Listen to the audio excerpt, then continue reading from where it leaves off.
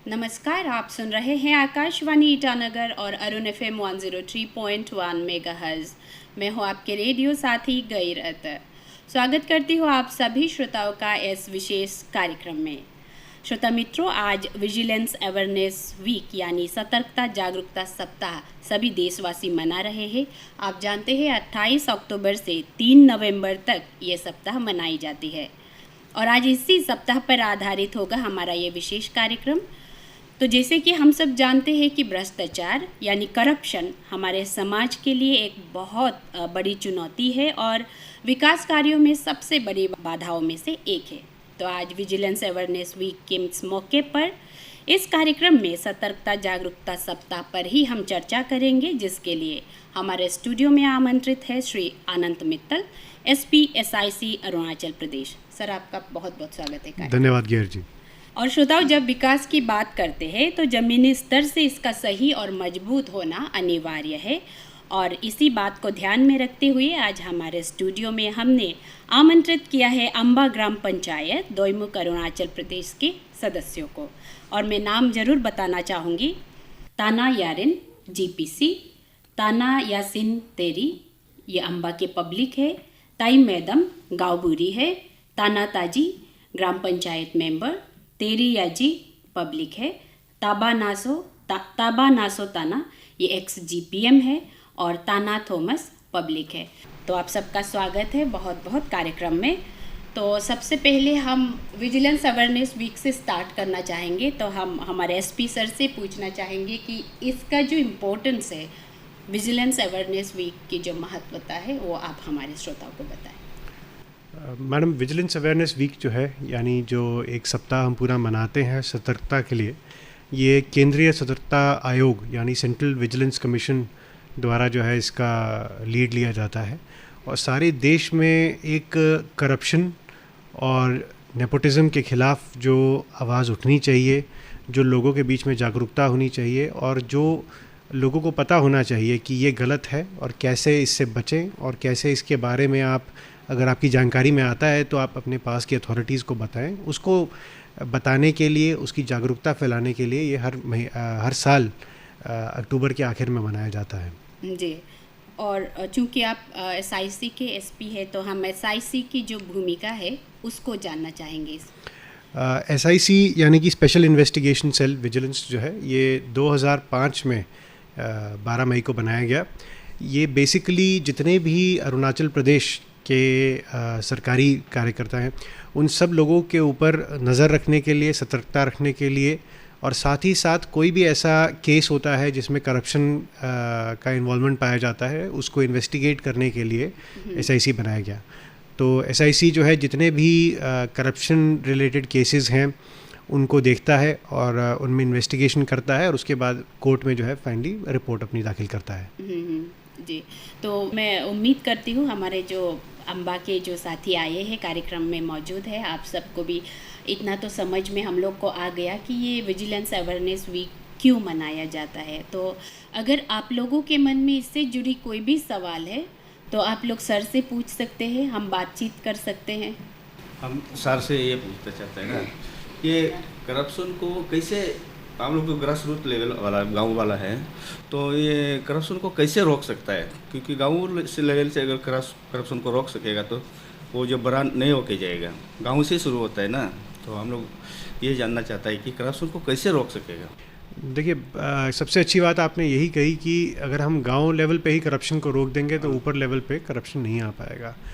तो करप्शन को रोकने का सबसे आसान तरीका जो है वो ये है कि अगर आपको आपके सामने दिखता है कि कोई भी सरकारी ऑफिसर, कोई भी सरकारी मुलाजिम जो है वो करप्शन में संलिप्त है या वो किसी से पैसे मांग रहा है कुछ काम करने के लिए, या वो कुछ प्रोजेक्ट में जो है कुछ गड़बड़ कर रहा है, पैसे अपने फेवर कर रहा है किसी को, तो वो जानकारी जो है आप अथॉरिटीज़ के पास लेके जाइए, मीडिया के पास लेके जाइए। उसी जानकारी को आप जो है पब्लिक के साथ साझा करिए, क्योंकि पब्लिक प्रेशर जो है पब्लिक की जानकारी से, या जो पुलिस अथॉरिटीज़ हैं या जो एंटी करप्शन अथॉरिटीज़ हैं जैसे कि हम एसआईसी विजिलेंस हैं, अगर आप हमें बताते हैं तभी हम उन पर कुछ कार्यवाही कर सकते हैं। तो करप्शन का सबसे पहला जो उसूल है वो ये है कि आप खुद उसमें किसी भी तरीके से ना मिलिए, और अगर आपको जानकारी मिलती है कि कोई ऐसा कार्य कर रहा है जो करप्शन में है, तो उसके बारे में आप जो सही अथॉरिटीज़ हैं उनको बताएं और उसके खिलाफ कार्यवाही करवाएं। अगर सर हम करप्शन की जब बात करें तो करप्शन वर्ड जब हम बोलते हैं तो हम किन किन चीज़ों को, किन किन बातों को करप्शन में ले सकते हैं? वैसे तो करप्शन की जो एक मतलब एक डेफिनेशन अगर कही जाए तो किताबों के हिसाब से तो एक prevention of corruption act 1988 Bharat सरकार ने पारित किया था, उसको 2018 में फिर उस पर बदलाव भी किए गए कुछ, तो उसमें जो है करप्शन की डेफिनेशन दी जाती है, करप्ट एक्ट की डेफिनेशन दी जाती है रादर करप्शन की जगह। लेकिन मेरे मानने में करप्शन जो है वो सिर्फ एक सरकारी मुलाजिम पे ना लगा करके अपने अंदर झांकना जो है वो भी ज़रूरी है। अगर हम जो हमसे काम मांगा जाता है उसको सही से नहीं करते हैं, उसमें कहीं कोताही करते हैं और ये सोचते हैं कि ये चल जाएगा या ऐसा तो हो ही जाता है, ये जो एक अगर हमारी सोच है तो ये भी एक तरीके से करप्शन है। हम अपने काम की तरफ अगर 100% अपना नहीं देते हैं तो वो भी एक तरीके से करप्शन है।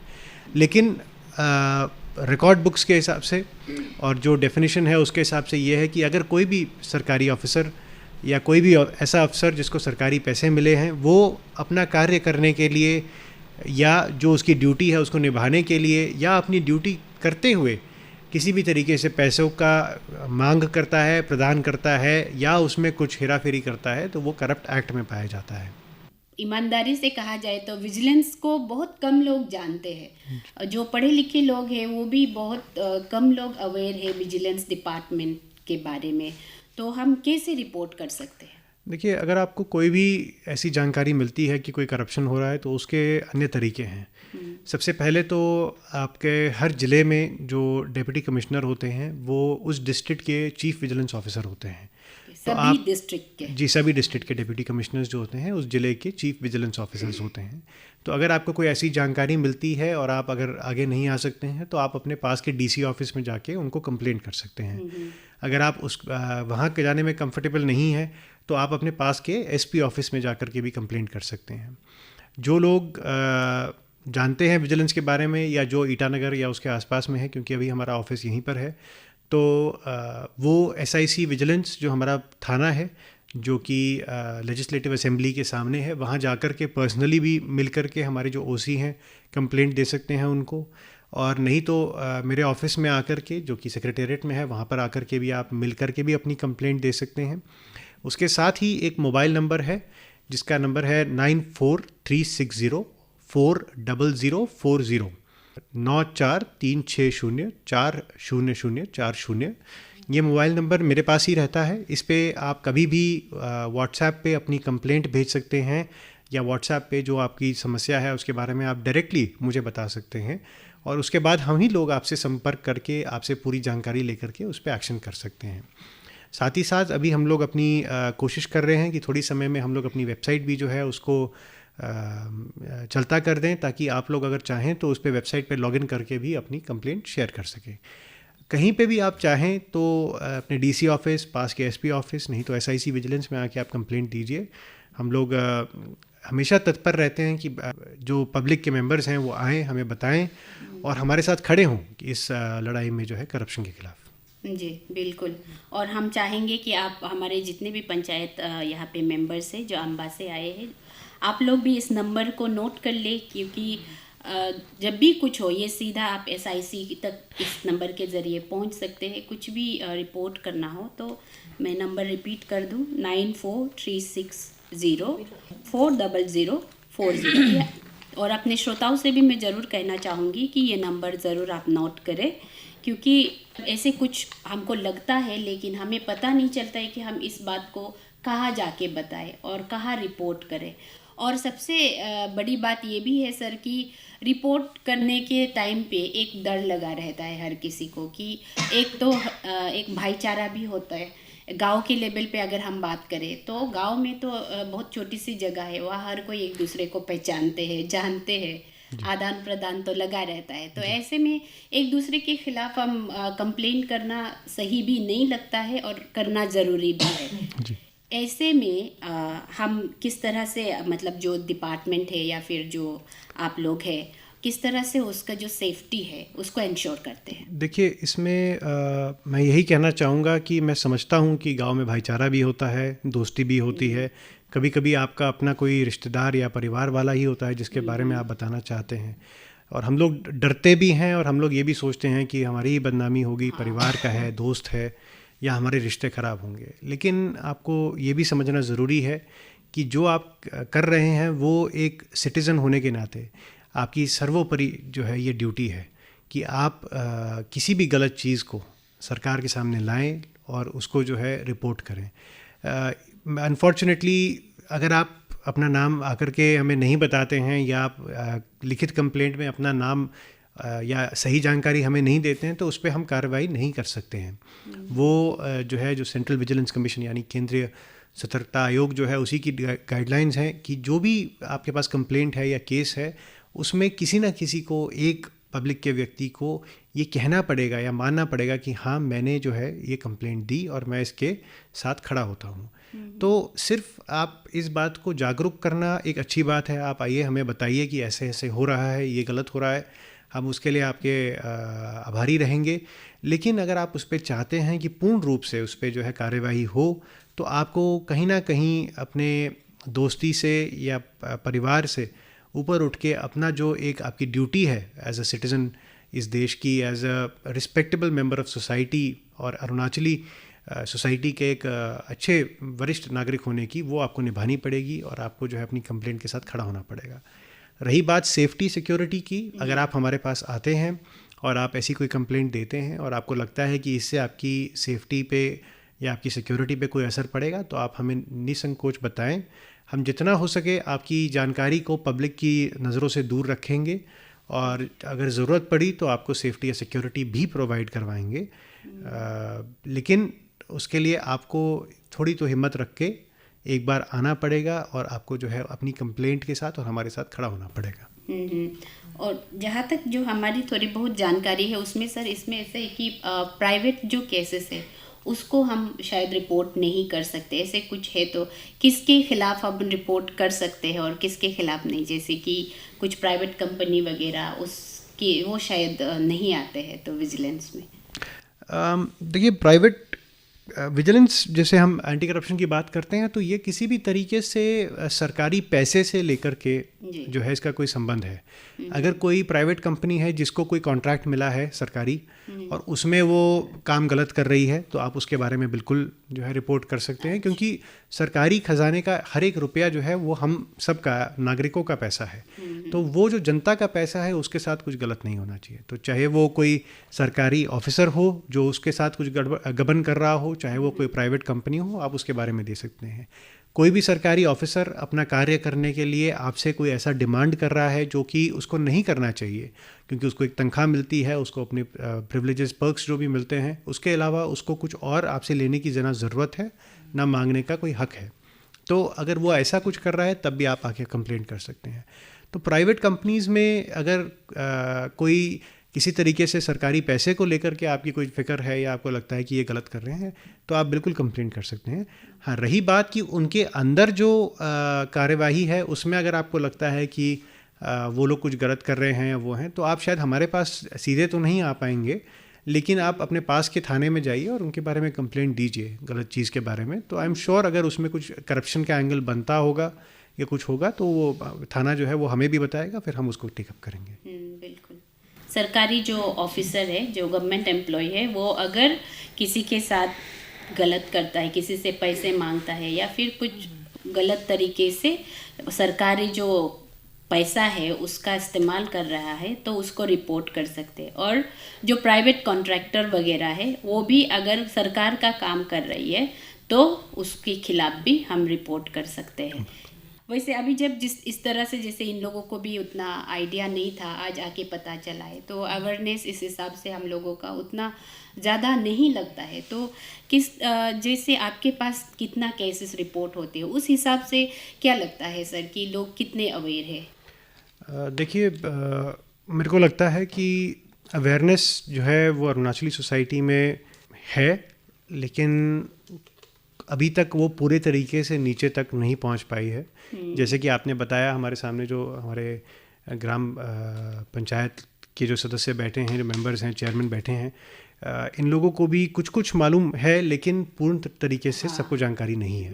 तो ये जानकारी जो है ये धीमे धीमे नीचे जा रही है। लोगों को उनके हकों का और उनके जो राइट्स हैं उनके बारे में पता लग रहा है। उनको ये भी पता लग रहा है कि अगर वो कुछ ऐसा गलत देखते हैं तो उसको आवाज़ उठाने का तरीका क्या है। और वो बहुत एक ज़रूरी बात है, क्योंकि अभी तक जो है अरुणाचल में खासकर जो है इस तरीके से जागरूकता नहीं पाई गई थी। हम लोग भी एक निरंतर कोशिश कर रहे हैं कि हम जागरूकता बढ़ाएं, लोगों को उनकी जानकारी दें कि क्या उनके हक हैं और कैसे वो आवाज़ उठा सकते हैं अगर उसमें कुछ गलत होता है तो। और मुझे पूर्ण उम्मीद है कि जल्द ही अरुणाचल में सब जगह जो है लोग जागरूक होकर के अपनी हकों के लिए जो है पूरा लड़ाएंगे। तो इसमें विजिलेंस की ओर से हम लोग धीमे धीमे कोशिश कर रहे हैं कि हम लोग जागरूकता फैलाएं, कुछ पोस्टर्स के थ्रू, अपनी वेबसाइट के थ्रू, आपके कार्यक्रम के माध्यम से, और ऐसे ही करते करते धीमे धीमे हम पब्लिक तक रीच आउट करने की कोशिश कर रहे हैं। और जैसे मैंने शुरू में भी कहा कि अगर हम उसको ज़मीनी स्तर से साफ करना चाहे तो जैसे सर ने भी कहा जी कि जो हमारे PRI मेंबर्स है, जो ग्राम पंचायत है, उसको इन्वॉल्व करना शायद बहुत ज़रूरी है। बिल्कुल, हर सिटीज़न का इन्वॉल्व होना बहुत ज़रूरी है। और जो हमारे PRI मेंबर्स हैं, जो ग्राम पंचायत के मेंबर्स हैं, ये तो सबसे पहले प्रतिनिधि हैं हमारे जनता के, बिल्कुल गांव के जो हमारे लोग हैं उनके। तो इनकी जागरूकता होने से जो है सबसे पहला जो कदम है वो एक जागरूक प्रदेश और जागरूक देश होने की तरफ बढ़ता है। और अभी तो हमने अवेयरनेस की बात की। अगर सर आपके पर्सनल व्यूज अगर मैं जानना चाहूँ तो अरुणाचल प्रदेश में क्या स्थिति है? देखिए, अरुणाचल में हमारे पास काफ़ी अलग अलग टाइप के केसेस आते रहते हैं और हम लोग उनको इन्वेस्टिगेट करके काफ़ी ज़्यादा हम लोग केसेस अलग अलग देख रहे हैं। यहाँ पर लैंड को लेकर के जो है काफ़ी हम लोग इश्यूज़ देखते हैं कि लैंड, खासकर जब क्योंकि अब अरुणाचल उभर रहा है तो अरुणाचल में काफ़ी डेवलपमेंटल एक्टिविटीज़ हो रही हैं, रोड्स बन रही हैं, बिल्डिंग्स बन रही हैं। तो कंस्ट्रक्शन वगैरह को लेकर के जो है खासकर हमारे पास काफ़ी कंप्लेंट्स आती हैं और कुछ कुछ सही भी पाई जाती हैं। दूसरा जो है रिक्रूटमेंट को लेकर के, क्योंकि सरकारी नौकरी जो है वो एक लोगों को यहाँ पे प्राइवेट अभी तक उस तरीके से डेवलपमेंट नहीं आ पाई है जिस तरीके से सरकार चाहती है। ऑल्दो उस तरफ क्षेत्र में जो है सरकार निरंतर कोशिश कर रही है, लेकिन लोगों को अभी भी सरकारी नौकरी का एक चार्म है, एक शौक़ भी है। तो नौकरी को लेकर के भी हमारे पास काफ़ी कंप्लेंट्स आती रहती हैं कि कैसे किसी को फेवर किया गया या एक ड्यू प्रोसेस नहीं फॉलो किया गया रिक्रूटमेंट का, तो वो देखते रहते हैं। लेकिन मैं फिर भी कहूँगा कि यहाँ के लोग जो हैं वो शांति प्रिय हैं और दिल के साफ़ हैं। इसलिए अरुणाचल में अभी भी हम लोग उस तरीके से छल कपट नहीं देखते हैं जैसे आप सोचेंगे, और ज़मीनी स्तर पे अभी भी लोग जो हैं वो सहायता करते हैं एक दूसरे की भी और सरकार की भी। तो इसमें लेकिन सर ये सब केसेस में आपको कितनी चुनौतियों का सामना करना पड़ता है? कुछ चीज़ों को लेकर के हमें काफ़ी चुनौतियां आती हैं। जैसे मैंने सबसे पहले कहा कि आपने भी कहा कि यहाँ पे लोग जो हैं एक दूसरे को बड़े अच्छे से जानते हैं, क्योंकि छोटी सोसाइटी है तो सब एक दूसरे को अच्छे से जानते पहचानते हैं। उनके आपसी निजी रिश्ते भी होते हैं। कोई आपका परिवार का होगा, कोई दोस्त होगा, नहीं तो आपके किसी दोस्त का दोस्त होगा। तो इसलिए लोग जो हैं वो सामने आने में, कंप्लेंट करने में कतराते हैं कभी कभी। ये एक बहुत बड़ा चैलेंज है जब आपको मालूम है कि गलत चीज़ हो रही है, लेकिन लोग जो हैं वो सामने आकर के उसके बारे में बोलने से थोड़ा सा डरते हैं या कतराते हैं। दूसरा प्रॉब्लम जो मैंने कहा कि अगर आप सामने आके हमें बताते हैं तो आपको हमारे साथ खड़ा रहना होगा। आप जो है ये हिम्मत आपको रखनी पड़ेगी। और ये मैं मानता हूँ कि ये कहना आसान है, करना मुश्किल, लेकिन बहुत ज़रूरी है कि जो भी कंप्लेंट करने सामने आ रहा है वो अपनी बात पे टिका रहे और अपनी बात को आखिर तक जो है, मतलब जो उसने कंप्लेंट दी है या जो उसने मुद्दा उठाया है उसमें जो है वो पूर्ण रूप से मेहनत हमारे साथ लगा रहे। क्योंकि कई बार ये होता है कि हम लोग कोर्ट में जा कर के देखते हैं कि किसी भी कारण से जो कंप्लेनेंट होता है, जिसने कंप्लेंट दी होती है, वो अपनी बात से मुकर जाता है और उस कारण जो है, चलिए जो केस था वो तो आपका बिल्कुल ही विफल हो जाता है, लेकिन जो आपकी इतनी मेहनत होती है, जो उम्मीदें आपको लगी होती हैं कि हम एक अच्छा कार्य कर पाएंगे और एक सज़ा दिलवा पाएंगे न्याय के, उससे एक आदमी को जिसने करप्शन किया है वो भी ख़त्म हो जाता है। तो वो एक चैलेंज आता है। बाकी वैसे मुझे लगता है कि सरकार का हमारे साथ बहुत अच्छा वो रहा है कि उन्होंने हमें रिसोर्सेज के मामले में और सपोर्ट हमेशा दिया है। हमें इंडिपेंडेंस पूरी रही है कि हम लोग कार्य कर सकें। जो छोटे मोटे लीगल इश्यूज आते हैं उसको हम लोग देख ही रहे हैं और आते समय में और कम होते जाएंगे। और सामने वाले को कितनी सज़ा मिल रही है उससे ज़्यादा ज़रूरी है कि आप कितना समाज को सही रख रहे हैं। वही उसी बात को ध्यान में रख के हमें कंप्लेन भी करना चाहिए, क्योंकि जैसे अभी मैंने कहा कि हम लोग एक ही गांव के होते हैं तो कैसे एक दूसरे के खिलाफ कंप्लेन करेगा। ये सोचते सोचते वो इतना करप्शन हो जाता है कि वो इतना बड़ा बन जाता है कि उसका इलाज करना मुश्किल हो जाता है। इसलिए जब शुरू करते हैं तब हम लोग को कंप्लेन कर लेना चाहिए। तो सर आपसे एक और सवाल, केस डिस्पोजल को लेके थोड़ा सा, मतलब कि कितने होते हैं यहाँ?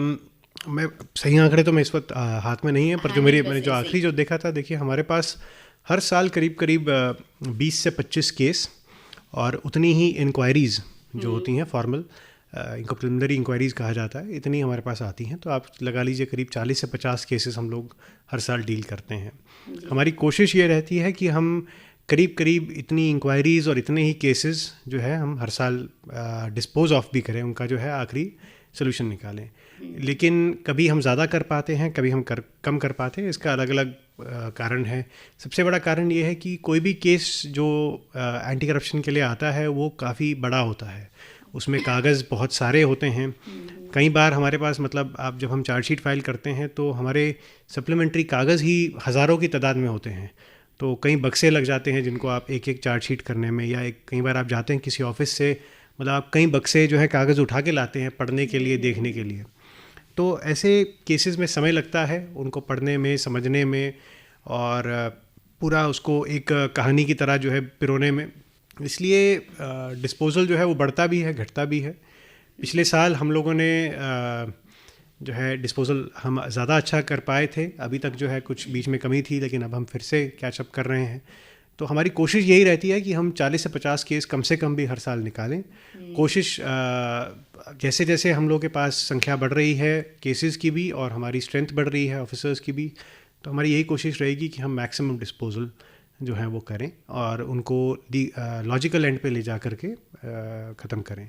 कभी कभी ऐसा भी होता है कि आपके पास कोई एक केस आ जाता है जो बहुत बड़ा होता है, जिस पे सारी जनता की नज़र होती है और आपको भी लगता है कि ये बहुत क्रिटिकल है, तो आप अपनी सारी एनर्जी, सारे ऑफिसर्स जो है उसी केस में लगा देते हैं। तो बाकी जगह काम जो है थोड़ा सा वो पीछे हो जाता है। लेकिन फिर भी सब करते कराते करीब 40-50 केसेस का हम लोग का हर साल का है। We try and keep to that schedule. जी, तो आपने जो अम्बा के हमारे ग्राम पंचायत के जो मेंबर्स है, जो पब्लिक है, आप सबको मैं यही एक सवाल पूछना चाहूँगी कि आप सब आज यहाँ पे आए विजिलेंस के बारे में। तो हम आशा करते हैं कि सर से जानने को मिला हो, जानने को कुछ मिला। हाँ, आइडिया तो मिल गया। आइडिया तो थोड़ा मिल गया अभी मालूम है सर जो बताया। वही इसी के लिए आप लोगों को भी आज यहाँ पे बुलाए, क्योंकि हम भी उतना आपको नहीं बता सकते जितना सर बता सकते, क्योंकि हमको भी सर से ही पूछना है। तो इसलिए सर के साथ आमने सामने बैठ के, अगर, इसलिए मैंने पहले भी कहा था, अगर कुछ सवाल भी है तो, अगर सवाल नहीं भी है तो भी कम से कम इस सब्जेक्ट को तो समझ गया कि ये क्या चीज़ है और हम क्या कर सकते हैं, हमारे पास कितनी ताकत है, हम क्या नहीं कर सकते, इतनी तो हम समझ गए। तो हम चाहेंगे कि आप लोग आज इस कार्यक्रम में आकर कैसा लगा, आप लोग अपना थोड़ा सा शेयर करें तो हमें बहुत अच्छा लगेगा। आज हम लोग आया तो बहुत अच्छा लगा है। ये प्रोग्राम तो हम लोग मालूम नहीं था, अभी ये फर्स्ट टाइम है हम लोग सुनने वाला जो ना।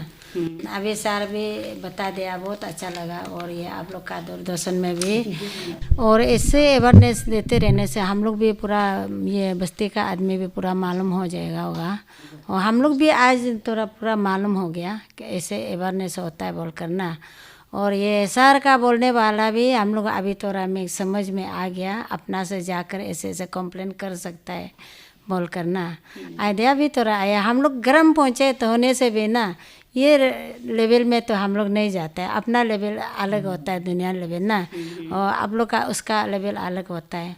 अभी तो पूरा मालूम हो गया, थोड़ा ये हम लोग का साथी आने वाला भी थोड़ा बोलेगा होगा, उसको भी बोलने दो ना होगा। वही है मैडम सर, जो विजिलेंस का मतलब क्या है, उसका मीन्स वो जो मीनिंग क्या है ना, वो हम लोग को अभी पूरा मालूम हो गया। तो वो मालूम होकर ना वो आइडिया को अभी हम लोग लेने का बाद बहुत अच्छा लगा है।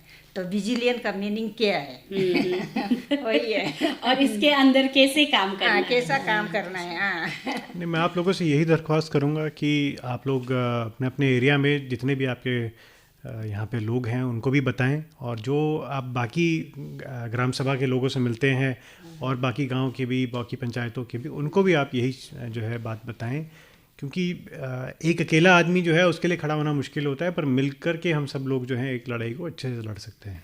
बिल्कुल, तो हम भी आशा करते हैं, हमें तो और अच्छा लगा कि आपको यहाँ आने का कुछ फ़ायदा तो हुआ, कि विजिलेंस का मतलब समझ आया, इसमें हमें क्या करना है ये समझ आया।